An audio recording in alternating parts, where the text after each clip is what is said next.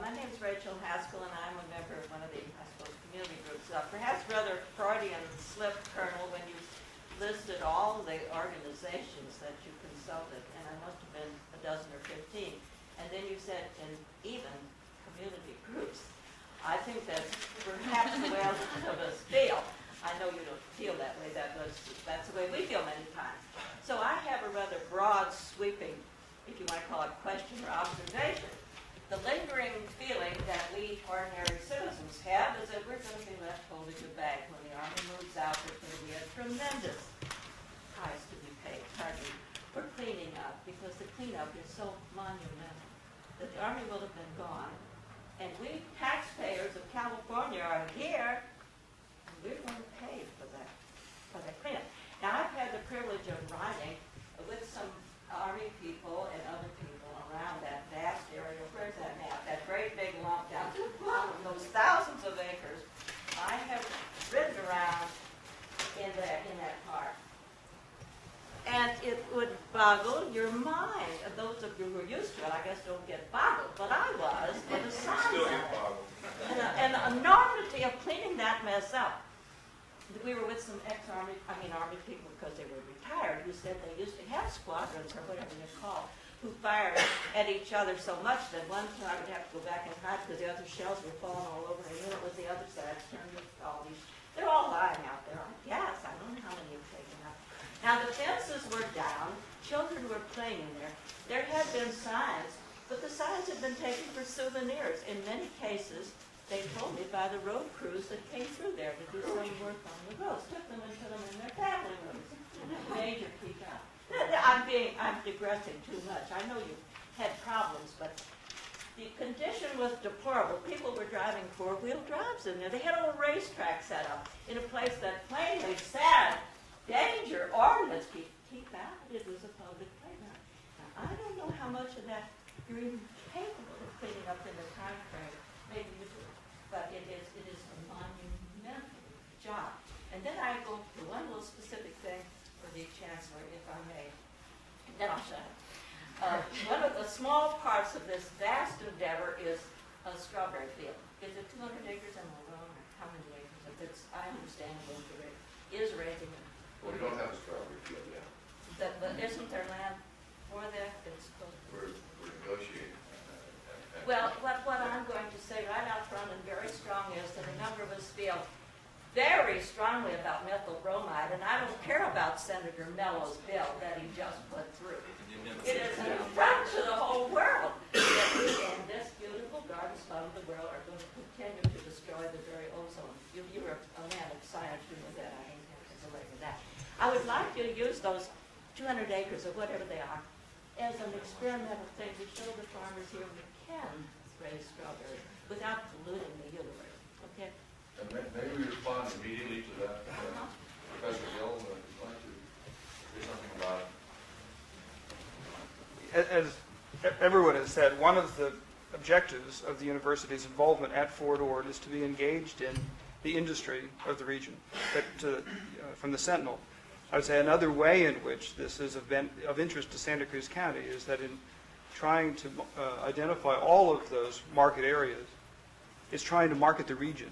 It's trying to say that it's not just property in Fort Ord, it's property around the region where those regional institutions have benefits.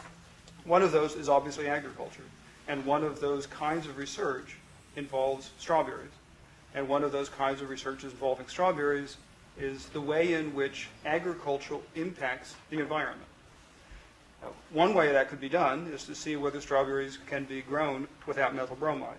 Another way it could be done is to evaluate the way in which agriculture impacts the groundwater. Another is the way in which methyl bromide is used.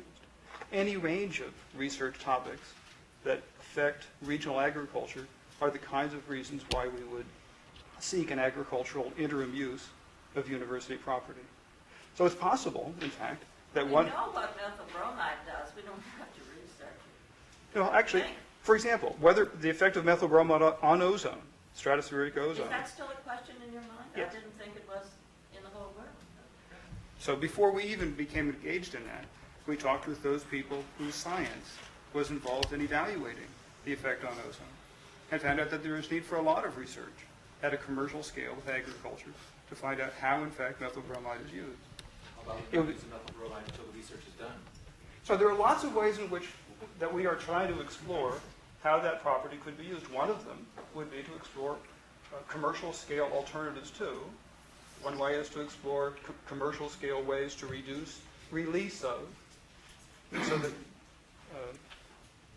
there are multiple ways in which that property could be used to do research that's applicable to that environmental concern.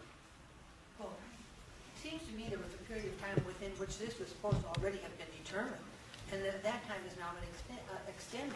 I mean, methyl bromide specifically. Right. And now that time has been extended. What's been happening in all these years, and what assurance are we going to have that these activities will really be addressed, these issues will be addressed? And what I'd recommend is, those of you who want to talk about that, let's talk about that subsequently rather than use all of it. The point is that if you have not entered into any agreement to do strawberries, but if you do, you possibly could be doing it without methyl bromide. The whole purpose of strawberries is not to grow strawberries on your property, but to use it as a research plot. Is that correct? Let me answer the other. Rachel, on the cleanup, the Army can't pull out of this. It's forever responsible. And in the law, you can't even transfer any real estate. You couldn't transfer your house if anyone thought that there was contaminants under that ground to anybody unless you cleaned it up. So all property in California at the time of transfer has to be clean. You can lease it with the idea, once you have a plan, and you say the plan is going to clean it up, and here's an acceptable plan, and we agree that if you do this, you'll get it clean. So a lot of the what we've been trying to do in Fort Ord is remember the biggest problem is deterioration of buildings. We have lots of groups that want those buildings today. They've had to wait until the cleanup has occurred. And the homeless population is the biggest benefactor of this cleanup because we've been able to make sure that if you're going to clean up, concentrate first where the homeless population can come in. And we've been able to convey those properties. But of your question or your statement that the Army will leave here, first of all the Army that's left, that's leaving is left. What's left over is the housing for the Naval Postgraduate School Defense Languages to the Department of Defense and the Coast Guard. The property cannot be transferred until it's cleaned up, and the unexploded ordinances, if one was ever discovered after the transfer went to BLM, it's still the Army's problem. We know that that's a strict liability that has to go back. Nobody else put those ordinances there. I think that you're not going to